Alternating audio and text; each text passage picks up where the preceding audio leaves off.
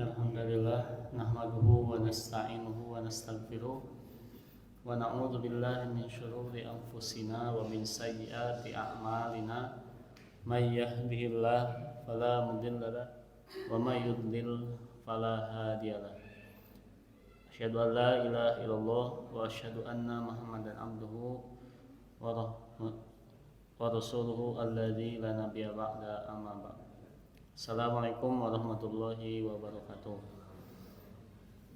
Bapak-bapak dan ibu-ibu semuanya, seperti biasa di malam Ahad kita mengkaji tafsir.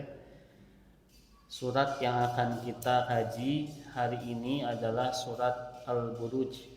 Di surat ini nanti akan banyak cerita dan kisah, terutama tentang kisah penindasan orang-orang Islam terdahulu. Insyaallah nanti akan dikaji. Baik Bapak semuanya dan Ibu semuanya, sebelum kita mulai mari kita baca terlebih dahulu. A'udzu billahi minasy syaithanir rajim.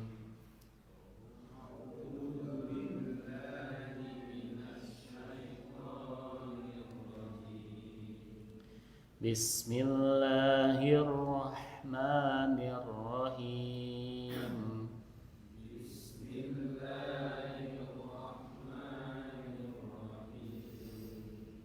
Was-samaa'i dzatil buruj.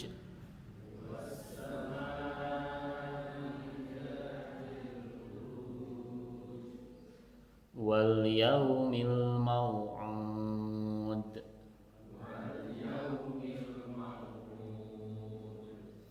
Wa syahidin wa mashhud.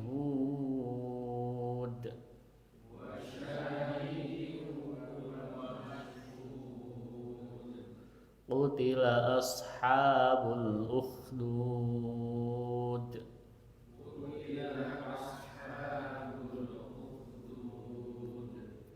An-nari dzatil waqud.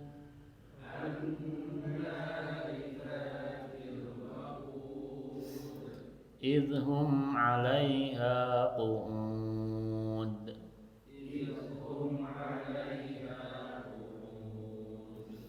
Wa hum 'ala ma yaf'aluna bil mu'minina syuhud.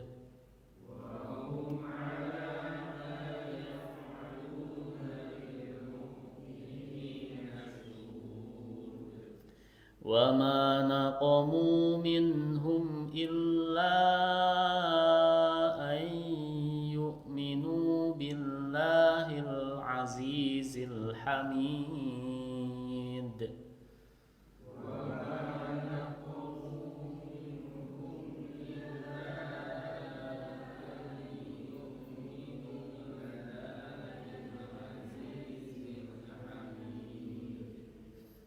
Alladzi lahu mulkus samawati wal ardi wallahu ala kulli syai'in syahid.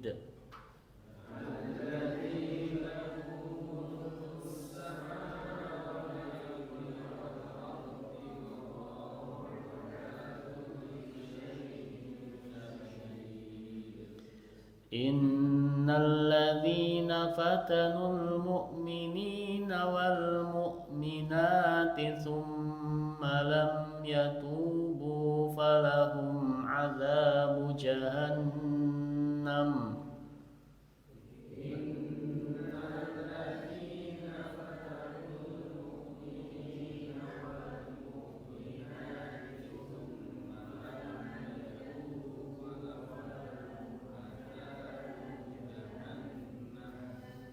Falahum 'adzabu jahannam wa lahum 'adzabul hariq.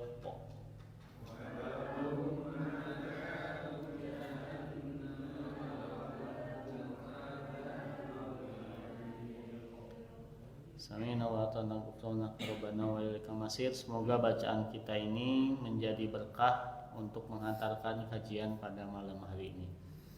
Ikhwatu iman rahimakumullah. Ayat ini dimulai oleh Allah Subhanahu wa taala dengan sumpah terhadap bintang-bintang.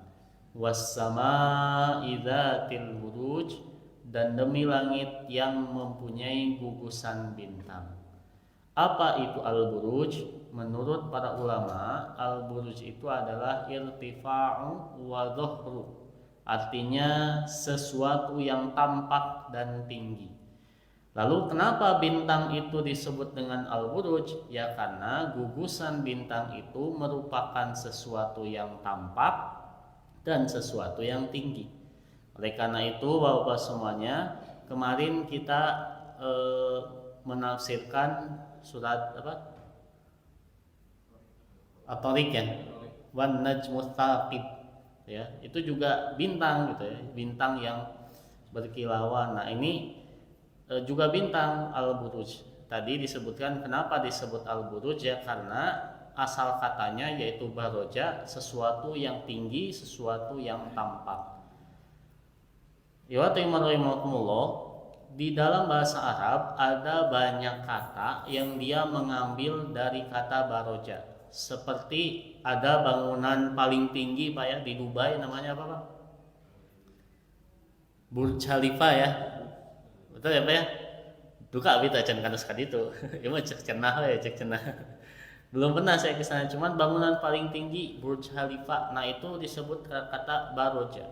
Burj artinya apa? Menara. Kenapa menara itu disebut burj seperti bintang ya? Karena menara itu tinggi dan nampak. Kemudian ibu-ibu semuanya, kalau misalnya ada seorang perempuan dia berhias secara berlebihan, menampakkan emasnya, misalnya nggak aja teh emas nanti dikikir kering-kering gitu. Sana kawandangan sengaja itu pakai pakai emas teh sampai dia jadi papa teh kadangu emasna. Nah, itu di dalam Islam tidak boleh. Kenapa? Karena disebut dengan tabarruj gitu ya. Jadi menampakkan sesuatu dari perempuan, keindahannya, entah itu dandan yang berlebihan, baju yang terlalu mencolok ataupun perhiasan. Nah, ini disebut dengan tabarruj. Masih satu akar kata dengan baroja. Kenapa? Ya karena tadi menampakkan. Nah, ibu-ibu semuanya, bapak semuanya, jadi di dalam bahasa Arab itu banyak sekali kalimat yang seperti ini.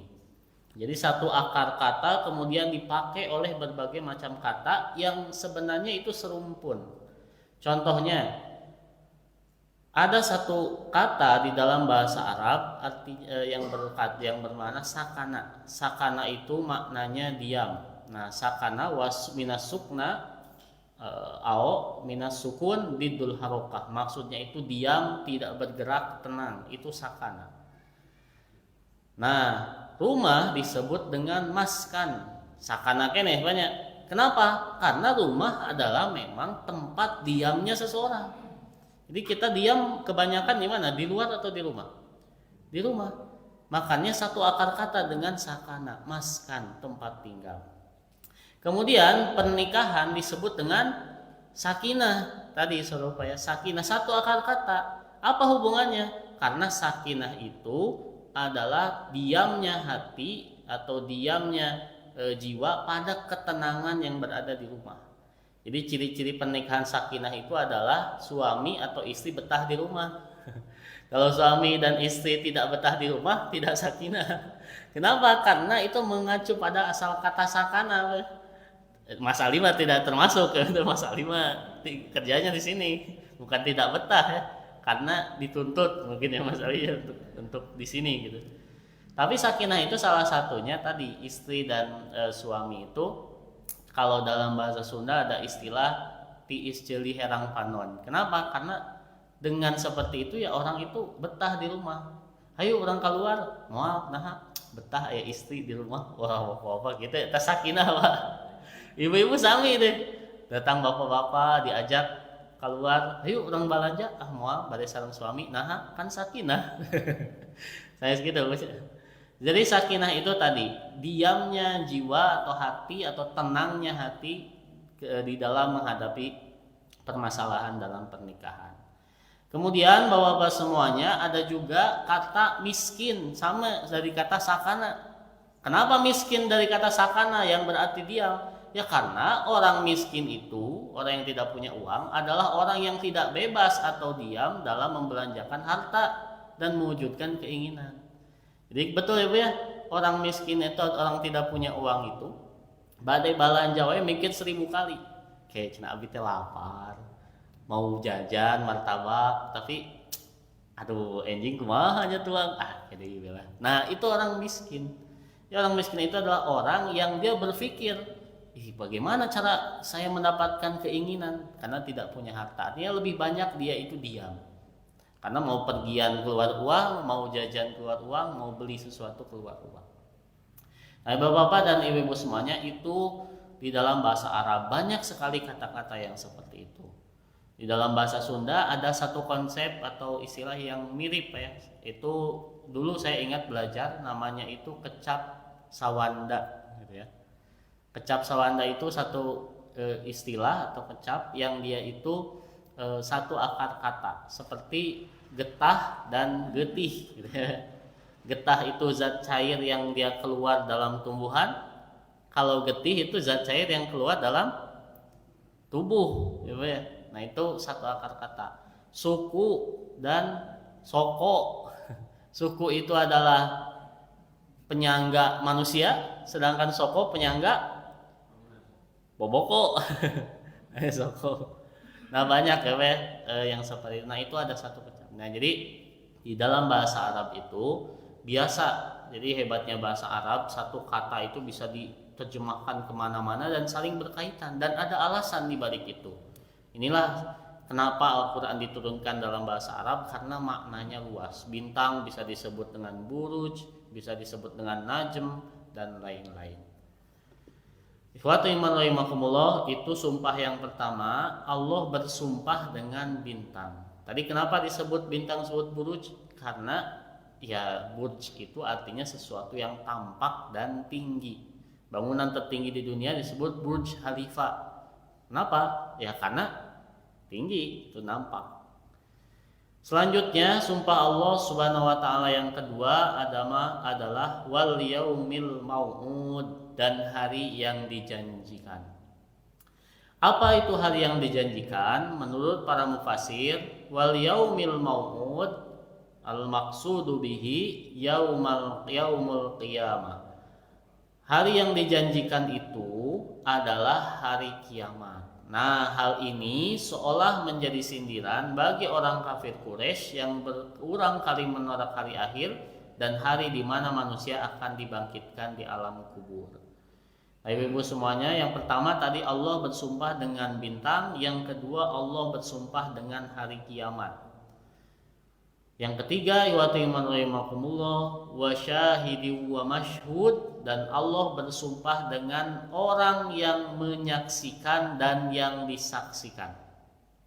Apa maksudnya? Di sini para mufasir mengatakan yang menyaksikan dan yang disaksikan itu banyak pendapatnya, sampai-sampai ada 20 pendapat. Jadi apa itu wasyahidi wa mashhud, dan yang menyaksikan dan yang disaksikan? Naon maksudnya? Ada 20 pendapat. Ada yang menyebut yang menyaksikan itu malaikat, yang disaksikan itu manusia. Jadi hari kiamat kita manusia disaksikan malaikat. Ada yang menyebut yang menyaksikan itu umat Muhammad, yang disaksikan itu orang kafir. Jadi banyak pendapatnya sampai ada 20. Akan tetapi kata mufasir, yang kata Tantawi, yang paling kuat adalah yang dimaksud dengan asyahid yang menyaksikan di sini adalah setiap yang hadir pada hari kiamat dan melihat kengerian serta keajaibannya. Jadi ikhwatu iman rahimakumullah, nanti di hari kiamat itu kita akan menjadi syahid, bukan syahid mati syahid. Nah, ini juga menarik Pak. Kenapa mati syahid itu disebut mati syahid? Syahadah itu kan menyaksikannya. Karena di dalam sebuah hadis, orang yang syahid itu nanti akan dibawa keliling di surga memakai burung di atas.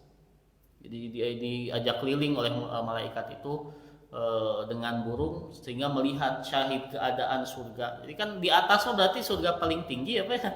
Mau mungkin keliling lihat surga tapi di bawah, pasti paling atas. Kemudian syahid disebut syahid itu, mati syahid, karena dia akan menyaksikan pengorbanannya di dunia, aya anu diragaji, aya anu dibom, nu syahid itu akan berbalas. Nanti ternyata saya menyaksikan janji Allah Subhanahu wa taala. Nah, itu orang yang syahid. Nah, ihwati rahimakumullah, kembali lagi ke sini, wa syahidi wa masyhud, maksudnya adalah setiap manusia atau setiap yang hadir termasuk jin yang hadir pada hari kiamat. Mereka menyaksikan, ini ternyata kiamat itu seperti itu. Langit terbelah, bintang jatuh, bumi gempa, tsunami di laut. Itu syahid, makanya akan melihat kengerian dan keajaiban pada hari kiamat. Kemudian ihwati rahimakumullah, wal masyhud, sedangkan masyhud adalah segala sesuatu yang disaksikan hari itu. Tadi yang menyaksikan manusia, yang disaksikan adalah kehancuran alam. Sehingga di sini para ulama menyebut saking ngerinya kiamat, fi dzalikal yaum min ahwal yushibulahal wildan. Nanti pada hari kiamat anak kecil pun akan tiba-tiba huisan, akan tiba-tiba beruban. Jadi anak kecil yang kita lihat hari-hari ketika melihat kiamat saking tegangnya akan beruban. Nah, itu kiasan saking dahsyatnya kiamat. Itu wasyahidi wa masyhud, yaitu orang yang menyaksikan hari kiamat dan orang yang dan kiamat itu yang disaksikan oleh orang-orang pada hari itu. Nah, setelah Allah Subhanahu wa taala bersumpah dengan pertama bintang-bintang, yang kedua bersumpah dengan apa yang kedua itu, Pak?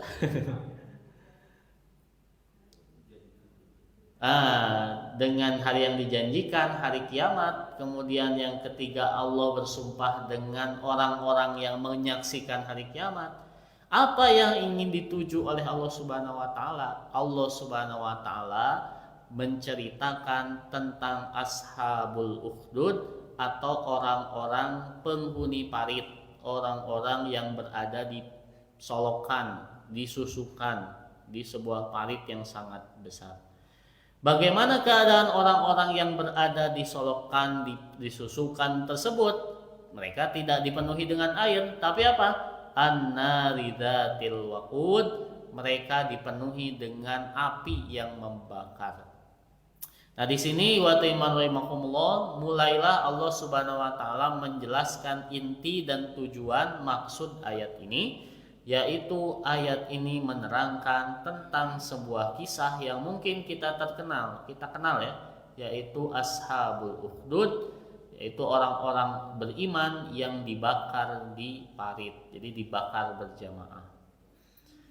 Ashabul ukhdud itu adalah mereka orang-orang kafir terdahulu. Mereka menggali parit memanjang di bumi, lalu menyalakan api di dalamnya, kemudian melemparkan orang-orang beriman ke dalamnya. Nah, ini siksaan orang kafir kepada orang-orang beriman. Bagaimana kisahnya? Panjang Bapak-bapak dan Ibu semuanya hadisnya, yaitu hadis yang diriwayatkan oleh Imam Muslim. Semoga keburu ya. Jadi nanti saya bacakan terjemahnya saja. Suatu ketika Rasulullah SAW bersabda, dahulu ada seorang raja dari golongan umat sebelum kalian. Dia memiliki atau mempunyai tukang sihir. Jadi Pak, di dalam Islam sihir itu ada, ya. Jangan sampai kita menolak sihir. Ada sihir itu. Tapi mayoritas sihir yang ada itu di sini di hari ini pada hari ini ya penipuan. Tapi sihir yang dia menjalin kontrak dengan jin, makhluk gaib ada. Nah, dulu ada seorang tukang sihir. Ketika tukang sihir tersebut berada pada usia senja, dia mengatakan kepada raja bahwa dia sudah tua dan ia meminta agar dikirimkan seorang anak yang menjadi pewaris ilmu sihirnya. Maka pada hari itu diutuslah seorang anak yang akan menjadi pewaris ilmu sihir orang tua tersebut. Lalu setiap hari anak itu pulang pergi untuk belajar sihir. Tapi karena anak ini penasaran, setiap dia ingin pergi belajar, dia bertemu dengan ustadz, dia bertemu dengan rahib atau pendeta, karena bukan zaman Islam.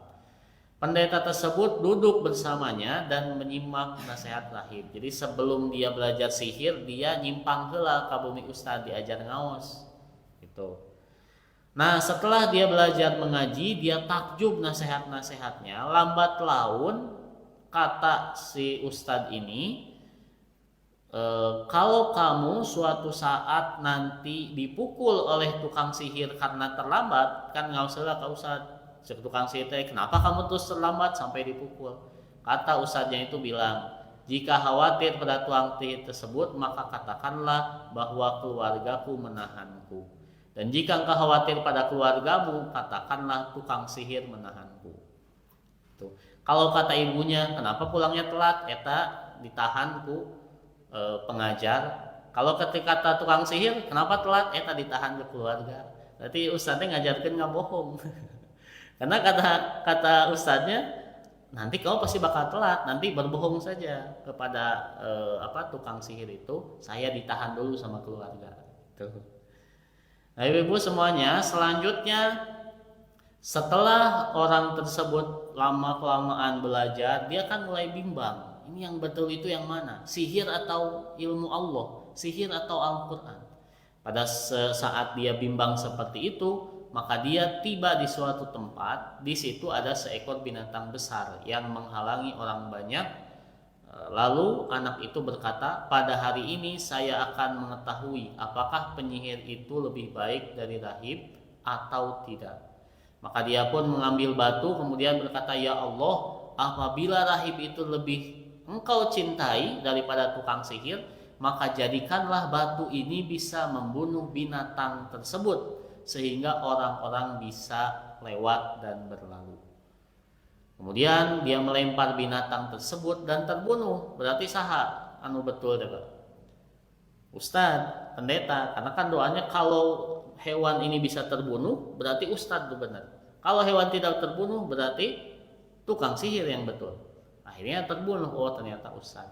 Langsung anak tersebut dia mengatakan, aku beriman kepadamu. Kemudian bercerita kepada ustadznya itu.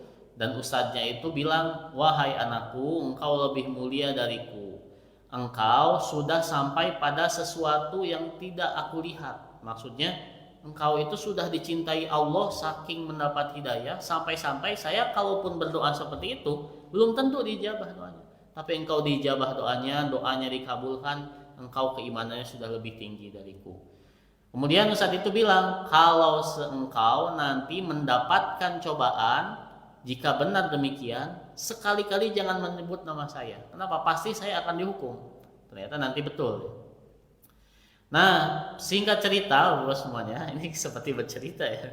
Tapi memang ada hadisnya gitu. Kita perlu mengimani ini. Anak tersebut menjadi orang yang dapat menyembuhkan orang buta dan berpenyakit kulit, sehingga dia menyembuhkan berbagai macam penyakit. Berita itu sampai ke telinga raja yang telah lama buta. Akhirnya dia berobat, maka kata anak tersebut, kamu tidak bisa sembuh melalui kekuatan saya. Aku tidak dapat menyembuhkan seorang pun. Yang mampu menyembuhkan itu hanyalah Allah. Jika engkau beriman pada Allah, aku akan berdoa padanya supaya engkau bisa disembuhkan. Ia pun beriman pada Allah lantas sembuh. Jadi sahabat raja ini menjadi sembuh. Jadi singkat cerita menjadi orang sakti, maksudnya orang yang diberkahi rahmat oleh Allah Subhanahu wa taala. Suatu ketika, Bapak-bapak semuanya, Ibu-ibu semuanya, sahabat raja tadi dia duduk seperti biasanya, biasa ngobrol dengan raja. Raja bertanya, "Siapa yang menyembuhkan penglihatanmu?" Dia menjawab, "Robku." Raja terkejut, "Gela, Robku? Saha Robku? Bukannya saya adalah Tuhan kamu? Kok bisa kamu bilang Robku Allah saha itu teh?" Nah, raja langsung terkaget gitu. Apakah ada Tuhan selain aku? Berarti raja ini raja jahat yang dia itu mengaku sebagai Tuhan. Kemudian sahabatnya berkata, Robku dan Robmu itu sama, Allah. Raja tersebut langsung menindaknya dan ia menyiksanya sampai ditunjukkan anak yang tadi. Makanya sahabat raja itu terus disiksa. Ini dari siapa kamu tahu nama Allah? Diam lama kelamaan dari budak eta. Nah, akhirnya dipanggillah si anak tersebut kepada raja. Nah, maka pemuda itu datang. Kemudian pemuda itu mengatakan, wahai raja, saya itu menyembuhkan saudaramu, menyembuhkan teman kamu, bukan karena saya yang jago kedokteran, bukan karena saya yang jago sihir, tapi karena Allah yang menakdirkan itu. Makanya si raja langsung, oh benar ya, raja atau sahabat saya itu tahu Allah itu dari anak tersebut. Kemudian raja tersebut menindaknya, menyiksa anak tersebut sampai diinterogasi, dari siapa kamu tahu nama Allah? Akhirnya ditunjukkanlah pendeta. Ingat tadi kata pendetanya apa, Bu? Kalau kamu dapat cobaan jangan menyebut namaku. Akhirnya karena tidak kuat, akhirnya diseret gitu. Karena sudah tahu pendetanya, wah saya bakal dibunuh kalau sudah tahu. Akhirnya ketahuan. Nah, Bapak-bapak dan Ibu semuanya, singkat cerita, si pendeta tersebut didatangkan atau si ustadz tersebut didatangkan, kemudian dibilang oleh raja, kembalilah pada ajaranmu. Maka pendeta itu enggan, lantas didatangkanlah gergaji, diletakkan di tengah kepalanya, lalu dibelah dan terjatuhlah belahan kepala tersebut. Jadi gergaji dia, akhirnya meninggal. Kemudian sahabat dekat raja, sahabat dekatnya sendiri didatangkan pula. Kemudian disuruh juga untuk keluar dari agamanya. Dia mengatakan tidak mau, Tuhanku adalah Allah. Lantas dipenggal kepalanya sama digergaji sampai terbelah dua. Nah, lalu bagaimana dengan si pemuda ini? Nah, inilah asal muasal kisah Ashabul Ukhdud. Jadi pemuda tersebut karena dia biang masalah dan sumber kerok, maka dia tidak langsung digergaji, tapi ingin disiksa secara perlahan. Apa yang diperintahkan oleh raja? Raja memerintahkan pemuda tersebut dibawa ke atas gunung, kemudian ketika sudah di atas gunung dia dilemparkan ke bawah. Kamu matinya akan mati mengenaskan dengan sakit di seluruh tubuhmu. Akhirnya dibawa ke puncak gunung, tapi pemuda tersebut berdoa, ya Allah cukupilah aku dari tindakan dan kehendakmu. Kalau memang takdirnya saya mati, meninggal, tapi kalau memang ini membela agamamu, jangan meninggalkan saya. Akhirnya justru gunung tersebut meletus, berguncang, dan semua pasukan raja yang tadi menganggap itu, yang membawa dia ke atas gunung, semuanya meninggal. Jadi pemuda itu berjalan ke raja, kaget raja, nah hidup kene.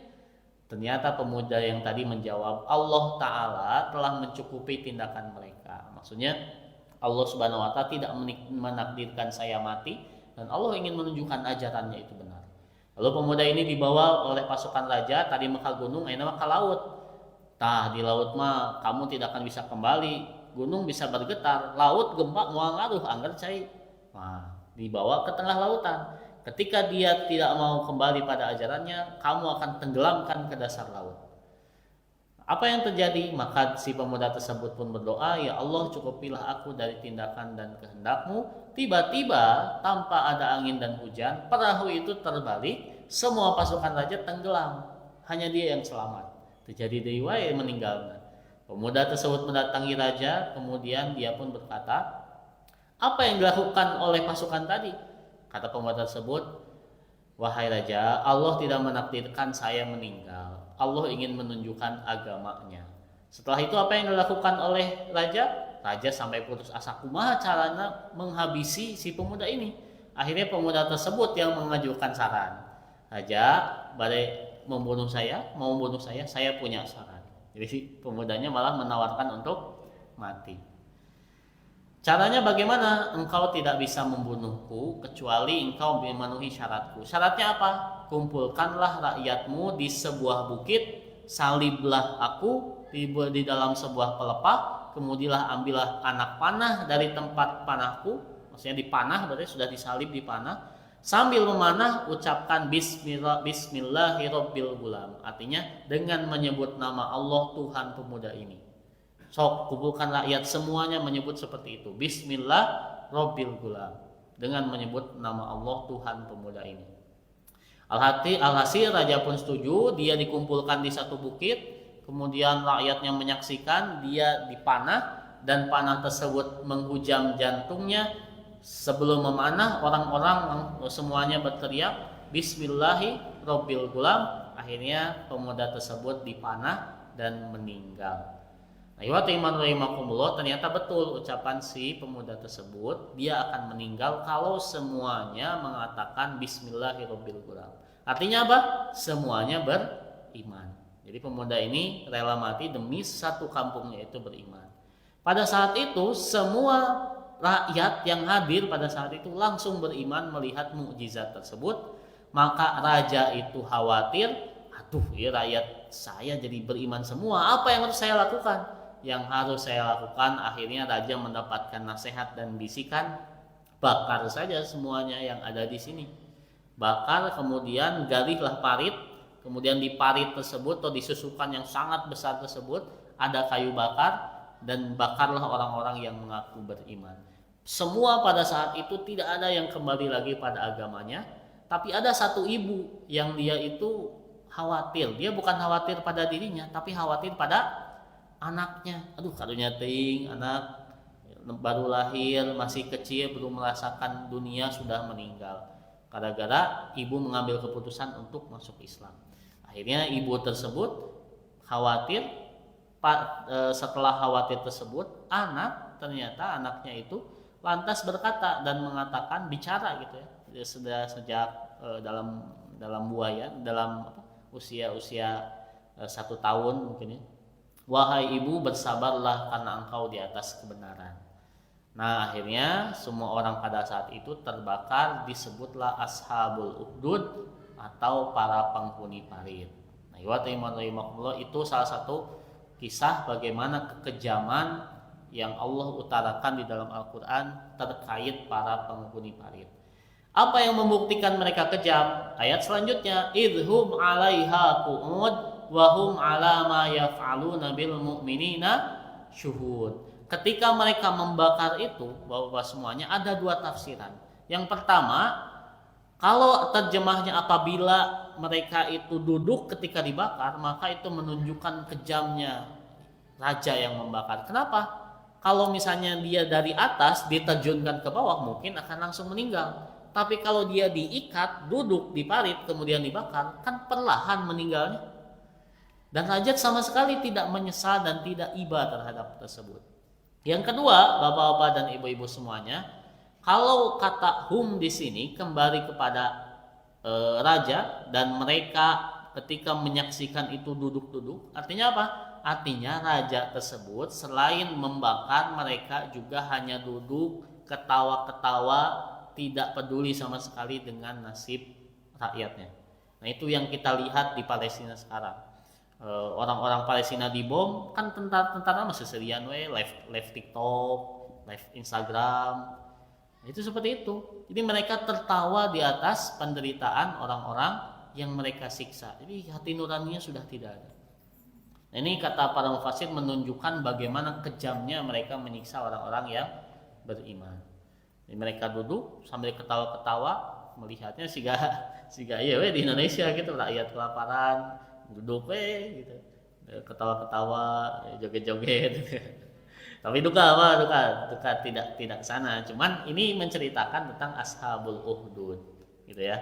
Bagaimana raja atau kerajaan yang begitu tega melihat rakyatnya terbakar, histeris, menangis, darah di mana-mana, seserian sambil duduk gitu. Kemudian ikhwati rahimakumullah, terakhir, wa ma naqamu minhum illa ayyuminu billahil azizil hamid alladzi lahu mulkus samawati wal ard wallahu ala kulli syai'in syahid. Setelah Allah menjelaskan tentang kekejaman orang-orang dalam peristiwa Ashabul Ukhdud, Allah mempertanyakan kenapa mereka itu harus dibakar, padahal mereka hanya mengatakan Tuhanku adalah Allah. Mereka tidak mencuri, mereka tidak membunuh, tapi kenapa harus disiksa dengan siksaan yang sangat pedih? Nah, ini pertanyaan dari Allah Subhanahu wa taala. Hanya karena mengatakan Tuhanku adalah Allah, mereka sampai disiksa dengan siksaan yang begitu hebat sampai dibakar. Ini tidak masuk akal. Itu bukan hanya, kata para ulama, itu bukan hanya kejahatan agama, ada kejahatan mengatasnamakan agama, bukan, itu kejahatan kemanusiaan. Makanya meskipun Kristen sekarang pada membela Palestina, kenapa? Karena itu bukan lagi soal agama tapi soal kemanusiaan. Hanya karena berbeda agama kenapa mesti harus dibom, mesti harus dibakar, dicincang dan lain sebagainya. Ini aneh gitu. Kata Allah Subhanahu wa taala mempertanyakan, wa mana qaumu minhum illa ayyuminu billahil azizil hamid. Kenapa mereka disiksa? Karena mereka beriman pada Allah yang maha gagah dan yang maha terpuji. Terakhir ikhwati iman rahimakumullah, sebagai penutup di ayat ini adalah ayat ke-10, innalladzina fatanul mu'minin. Maksudnya bukan ayat ini ya, di kajian ini. Wal mu'minati tsumma lam yatubu falahum adzabu jahannam walahum adzabul hariq. Sesungguhnya orang-orang yang menampakkan cobaan atau siksaan terhadap mukmin laki-laki perempuan lalu mereka tidak bertobat, mereka akan mendapatkan azab jahannam dan mereka mendapatkan azab neraka. Di sini ikhwati iman rahimakumullah, ayat ini menjadi tanda jika Allah maha lembut dan maha pengampun. Bayangkan kejahatan kemanusiaan seperti itu pun ku Allah diajak tobat, sok atuh tobat mumpung aya kesempatan, padahal mereka sudah berbuat kejahatan luar biasa. Inilah maha lembut dan maha pengampunnya Allah Subhanahu wa taala. Wa rahimakumullah, dalam surat ini kita belajar bagaimana siksaan orang kafir kepada orang-orang mukmin dan bagaimana sabarnya orang mukmin sehingga disebut dengan syuhud. Keun we ayeuna orang Palestina disaksikan sambil ketawa-ketawa oleh orang Yahudi, kewe tinggal di neraka saha anu menyaksikan siksaan, dan siapa yang nanti akan tertawa. Mungkin itu saja ikhwati iman rahimakumullah pengajian pada kali ini. Semoga ketika kita membacanya bisa lebih meresapi dan memahami maksud dari surat yang pendek ini. Aqulu qouli hadza wa astaghfirullah li wa lakum. Assalamualaikum warahmatullahi wabarakatuh.